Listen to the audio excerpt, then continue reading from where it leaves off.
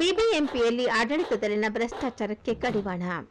SC ST ಅನುದಾನ ದುರ್ಬಳಕೆಗೆ ತಡೆ. ಒಂಟಿ ಮನೆ ಯೋಜನೆ ಅನುದಾನ ಬಿಡುಗಡೆ ಮಾಡಿ. 12,692 ಪೌರ ನೇಮಕಾತಿ ಸರಳೀಕರಣ ಮಾಡಿ ಎಂದು ಕರ್ನಾಟಕ ದಲಿತ ಸಂಘರ್ಷ ಸಮಿತಿ ಪ್ರತಿಭಟನೆ. ಬಿಬಿಎಂಪಿ ಕೇಂದ್ರ ಕಚೇರಿಯಲ್ಲಿ ಬೃಹತ್ ಪ್ರತಿಭಟನೆ. ತಮಟೆ ಚಳುವಳಿ. ಬಿಬಿಎಂಪಿ ಆಡಳಿತದಲ್ಲಿ ಭ್ರಷ್ಟಾಚಾರ ಮತ್ತು ಎಸ್ಸಿ ಎಸ್ಟಿ ಅನುದಾನ ದುರ್ಬಳಕೆ ಹಾಗೂ ಪೌರ ಕಾರ್ಮಿಕರ ನೇಮಕಾತಿ ಸರಳ ರೀತಿಯಲ್ಲಿ ನೇಮಕಾತಿ. ಒಂಟಿ ಮನೆಗಳಿಗೆ ಅನುದಾನ ನೀಡಲು ಕ್ರಮ ಕೈಗೊಳ್ಳಬೇಕು ಎಂದು ಕರ್ನಾಟಕ ದಲಿತ ಸಂಘರ್ಷ ಸಮಿತಿ ವತಿಯಿಂದ ಬೃಹತ್ ಪ್ರತಿಭಟನೆ. ತಮಟೆ ಚಳುವಳಿ. ಕರ್ನಾಟಕ ದಲಿತ ಸಂಘರ್ಷ ಸಮಿತಿ ರಾಜ್ಯಾಧ್ಯಕ್ಷರಾದ ಚಳುವಳಿ ಅಯ್ಯಪ್ಪ ಕೆ ಮತ್ತು ಜಿಲ್ಲಾಧ್ಯಕ್ಷ ಎನ್ ಪ್ರಸಾದ್ ಅವರ ನೇತೃತ್ವದಲ್ಲಿ ನೂರಾರು ಕಾರ್ಯಕರ್ತರು ಪ್ರತಿಭಟನೆಯಲ್ಲಿ ಪಾಲ್ಗೊಂಡಿದ್ದರು. ರಾಜ್ಯಾಧ್ಯಕ್ಷ ಚಳುವಳಿ ಅಯ್ಯಪ್ಪ ಕೆ ಅವರು ಮಾತನಾಡಿ, ಬೆಂಗಳೂರು ನಗರ ಇಂದು ವಿಶ್ವ ಮಟ್ಟದಲ್ಲಿ ಗುರುತಿಸಿಕೊಂಡಿದೆ. ಎಲ್ಲರೂ ನಗರವನ್ನು ಇಷ್ಟಪಡುತ್ತಿದ್ದಾರೆ. ನಾಗರಿಕರ ವೇಗಕ್ಕೆ ಬೆಂಗಳೂರು ನಗರ ಅಭಿವೃದ್ಧಿಯಾಗುತ್ತಿಲ್ಲ. ಇದಕ್ಕೆಲ್ಲ ಕಾರಣ ಆಡಳಿತ ವೈಫಲ್ಯ ಮತ್ತು ಭ್ರಷ್ಟಾಚಾರ ಕಾರಣ. ಎಸ್ಸಿ ಎಸ್ಟಿ ಮತ್ತು ಟಿಎಸ್ಪಿ ದಲಿತ ಸಮುದಾಯಕ್ಕೆ ಅಭಿವೃದ್ಧಿ ಇಟ್ಟ ಅನುದಾನವನ್ನು ದುರ್ಬಳಕೆ ಮಾಡಿಕೊಂಡು ಅನ್ಯ ಕಾಮಗಾರಿಗಳಿಗೆ ಬಳಕೆ ಮಾಡಿಕೊಂಡಿದ್ದಾರೆ. 12,692 ಪೌರ ಕಾರ್ಮಿಕರನ್ನು ನೇರ ನೇಮಕಾತಿಯಲ್ಲಿ ಕಠಿಣ ಷರತ್ತು ವಿಧಿಸದೆ ನೇಮಕಾತಿ ಮಾಡಿ ಆರ್ಥಿಕವಾಗಿ ಹಿಂದುಳಿದ ವರ್ಗ ಮತ್ತು ಎಸ್ಸಿ ಎಸ್ಟಿ ಸಮುದಾಯಕ್ಕೆ ಕಳೆದ 4 ವರ್ಷಗಳಿಂದ ಒಂಟಿ ಮನೆ ಯೋಜನೆ ಅನುದಾನ ನೀಡಿಲ್ಲ. ಅನುದಾನ ಬಿಡುಗಡೆ ಮಾಡಿ. ಭ್ರಷ್ಟಾಚಾರದಲ್ಲಿ ತೊಡಗಿರುವ ಮತ್ತು ಎಸ್ಸಿ ಎಸ್ಟಿ ಅನುದಾನ ದುರ್ಬಳಕೆ ಮಾಡಿಕೊಂಡಿರುವ ಅಧಿಕಾರಿಗಳ ಮೇಲೆ ಉಗ್ರ ಕ್ರಮವಾಗಬೇಕು. ನಿಷ್ಠಾವಂತ ಅಧಿಕಾರಿಗಳನ್ನು ನೇಮಕ ಮಾಡಿ ಬೆಂಗಳೂರು ನಗರವನ್ನು ಉಳಿಸಬೇಕು ಎಂದು ಮುಖ್ಯಮಂತ್ರಿಗಳಿಗೆ, ಉಪಮುಖ್ಯಮಂತ್ರಿಗಳಿಗೆ, ಮುಖ್ಯ ಆಯುಕ್ತರು ಮನವಿ ಸಲ್ಲಿಸಲಾಗುವುದು ಎಂದು ಹೇಳಿದರು. ಜಿಲ್ಲಾಧ್ಯಕ್ಷರಾದ ಪ್ರಸಾದ್ ಎಂರವರು ಮಾತನಾಡಿ, ಬಿಬಿಎಂಪಿಯಲ್ಲಿ ಭ್ರಷ್ಟಾಚಾರ ಕಡಿವಾಣ ಹಾಕಬೇಕು. ಭ್ರಷ್ಟಾಚಾರದಿಂದ ಬೆಂಗಳೂರು ನಗರ ಅಭಿವೃದ್ಧಿಗೆ ಮಾರಕವಾಗಿದೆ. ಎಸ್ಟಿ ಎಸ್ಟಿ ಅನುದಾನ ದುರ್ಬಳಕೆ ಮಾಡಿಕೊಂಡ ಅಧಿಕಾರಿಗಳನ್ನು ವಜಾ ಮಾಡಬೇಕು ಮತ್ತು ಒಂಟಿ ಮನೆ ಯೋಜನೆಯ ಫಲಾನುಭವಿಗಳಿಗೆ ಕೂಡಲೇ ಹಣ ಬಿಡುಗಡೆ ಮಾಡಬೇಕು ಎಂದು ಹೇಳಿದರು.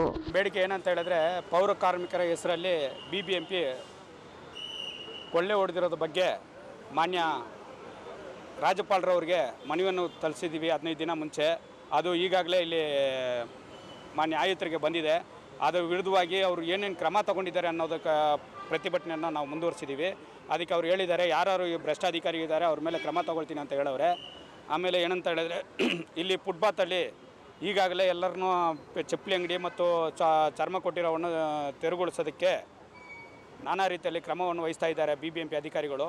ಅವ್ರ ವಿರುದ್ಧವಾಗಿನೂ ನಾವು ದೂರು ಕೊಟ್ಟಿದ್ದೀವಿ. ನೋಡಿ ಸರ್, ಇಲ್ಲಿ ಬಂದು ಏನಂತ ಹೇಳಿದ್ರೆ, ಅವ್ರಿಗೆ ಎಲ್ಲಾದರೂ ಜೀವನ ನಡೆಸೋಕ್ಕೆ ಏನಾದರೂ ಒಂದು ದಾರಿ ಮಾಡಿಕೊಡ್ರಿ ಅಂತೇಳಿ ಈ STP ಫಂಡನ್ನು ಮತ್ತು ಈ ಒಂಟಿ ಮನೆ ಇದನ್ನು ಏನು ಮಾಡವ್ರೆ, ಯಾವುದೇ ಕಾರಣಕ್ಕೂ ಬಳಸ್ತಾ ಇಲ್ಲ. ಒಂದು 4-5 ವರ್ಷದಿಂದ ಇದನ್ನು ಬೇರೆ ಬೇರೆ ಕಾರ್ಯಕ್ರಮಕ್ಕೆ ಬಳಸ್ತಾ ಇದ್ದಾರೆ. ಒಂಟಿ ಮನೆ ಬಿಡುಗಡೆ ಆಯ್ತಾ ಇಲ್ಲ. ಪೌರ ಕಾರ್ಮಿಕರು ಹಂಗೆ ಬಿದ್ದವ್ರೆ, SC STಗಳು ಹಂಗೆ ಬಿದ್ದವ್ರೆ. ಮನೆಗಳು ಬಿದ್ದಾಗಿದೆ, ಪಾಲು ಬಿದ್ದೈತೆ, ಮಳೆ ಬರ್ತಾ ಇದೆ, ಮನೆಯಲ್ಲಿ ಕುತ್ಕೊಳ್ಳೋಕೆ ಆಯ್ತಾ ಇಲ್ಲ. ಅವ್ರಿಗೆ ಸರ್ಕಾರ ಅನುದಾನನ ಕರೆಕ್ಟಾಗಿ ಬಿಡುಗಡೆ ಮಾಡ್ತಾ ಇಲ್ಲ. ಯಾರಿಗೆ ಸೇರಬೇಕಾಗಿರೋದು ಅವ್ರಿಗೆ ಸೇರ್ತಾ ಇಲ್ಲ. ಯಾರೋ ಕಾಂಟ್ರಾಕ್ಟರ್ಗಳಿಗೆ ಮತ್ತೊಂದು ಮಗದೊಂದವ್ರಿಗೆ ಹೋಗಿ ಸೇರ್ತಾ ಇದೆ, ರಾಜಕಾರಣಿಗಳಿಗೆ ಸೇರ್ತಾ ಇದೆ. ಯಾವುದೋ ಒಂದು ಕಾರ್ಯಕ್ರಮ ಅಂತೇಳಿ 3 ಕೋಟಿ 5 ಕೋಟಿನ ನಮ್ಮ ತೆರಿಗೆ ಹಣನ ಲೂಪೋಲ್ ಮಾಡ್ತಾ ಇದ್ದಾರೆ ಅಂತೇಳಿ ನಾವು ದೂರನ್ನು ಕೊಟ್ಟಿದ್ದೀವಿ. ಈ ದೂರಿಗೆ ಸಂಬಂಧಂಗೆ ಕ್ರಮ ವಹಿಸ್ತೀನಿ ಅಂತ ಹೇಳವ್ರೆ. ಇನ್ ಕೇಸ್ ಏನಾದರೂ ಕ್ರಮ ವಹಿಸಿಲ್ಲ ಅಂತ ಹೇಳಿದ್ರೆ ಇವರ ವಿರುದ್ಧವಾಗಿ ನಾವು ಹೈಕೋರ್ಟಲ್ಲಿ ಅಪೀಲ್ ಹಾಕಿ ಇದೇ ಬಿಬಿಎಂಪಿ ಮುಂದೆ ಅರೆಬೆತ್ತಲೆ ಹೋರಾಟವನ್ನು ಮಾಡೋಕ್ಕೆ ನಾವು ಸಿದ್ಧವಾಗಿದ್ದೀವಿ ಅಂತ ಹೇಳಿ ನಾವು ಮಾನ್ಯ ಆಯುಕ್ತರವರಿಗೆ ಇದನ್ನು ಮಾತನ್ನು ತಿಳಿಸಿ ಬಂದಿದ್ದೀವಿ.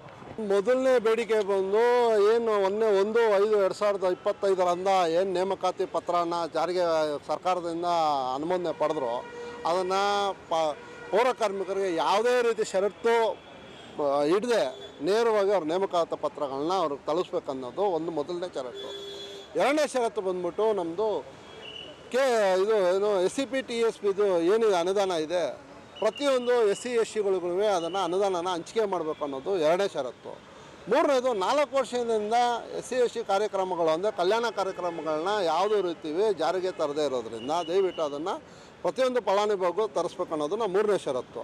4ನೇ ಷರತ್ತು ಏನಂದರೆ, ಅರ್ಜಿಗಳನ್ನ ಯಾರು ಸಲ್ಲಿಸಿರ್ತಾರೆ ಅವ್ರನ್ನ ನ್ಯಾಯಯುತವಾಗಿ ಪರಿಶೀಲನೆ ಮಾಡಿ ದಯವಿಟ್ಟು ಅದನ್ನು ಪರಿಶೀಲನೆ ಮಾಡಿ ಅವರಿಗೆ ಫಲಾನುಭವಿಗೆ ಸಿಕ್ಕಬೇಕಾಗಿರೋ ಸವಲತ್ತುಗಳನ್ನ ನೇರವಾಗಿ ಸಿಕ್ಕೋ ಥರ ರೀತಿ ಮಾಡಬೇಕು ಅಂತೇಳಿ 4ನೇದು ಹಾಕಿದ್ದೀವಿ. ರಾಜ್ಯಪಾಲರಿಗೆ ಮನವಿ ಕೊಟ್ಟಿವಿ. ಇವತ್ತವರೆಗೂ ಯಾವುದೇ ರೀತಿ ಅರ್ಜಿನ ಪರಿಗಣನೆಗೆ ತಗೊಳ್ಳದೇ ಇರೋದ್ರಿಂದ ಇವತ್ತು ಬಿಬಿಎಂಪಿ ಮುಂದೆ ಪ್ರತಿಭಟನೆ ಮಾಡೋದಕ್ಕೆ ಅಂತೇಳಿ ಇವತ್ತು ಬಂದ್ವಿ. ಪ್ರತಿಭಟನೆ ಮಾಡೋಕ್ಕೆ ಬಂದಾಗ ಈಗ ಪೊಲೀಸ್ನವ್ರು ಏನು ಹೇಳಿದ್ರು, ಇದು ಹೈಕೋರ್ಟ್ದು ಯಾವುದೋ ಉಚ್ಚ ನ್ಯಾಯಾಲಯದ ಆದೇಶ ಇದೆ, ಆದ್ದರಿಂದ ನೀವು ಇಲ್ಲಿ ಪ್ರತಿಭಟನೆ ಮಾಡಬಾರ್ದು ಅಂತೇಳಿ ನಮಗೆ ತಿಳಿಸಿದ್ರು. ನಾವು ಕಾನೂನು ಗೌರವ ಕೊಡೋದ್ರಿಂದ ಕಾನೂನು ವ್ಯಾಪ್ತಿಯಲ್ಲಿ ನಾವು ಮುಂದಿನ ದಿನದಲ್ಲಿ ಹೋರಾಟ ಮಾಡೋದಕ್ಕೆ ನಾವು ನ್ಯಾಯಾಲಯದ ಆದೇಶನ ಪಡಿತೀವಿ ಅಂತೇಳಿ ಅವ್ರಿಗೆ ಹೇಳ್ತಾ ನಾವು ಇವತ್ತು ಮನವಿ ಕೊಟ್ಟು ನಾವು ಅದನ್ನು ಮನವಿ ಮುಖಾಂತರ ಮುಗಿಸಿದ್ದೀವಿ.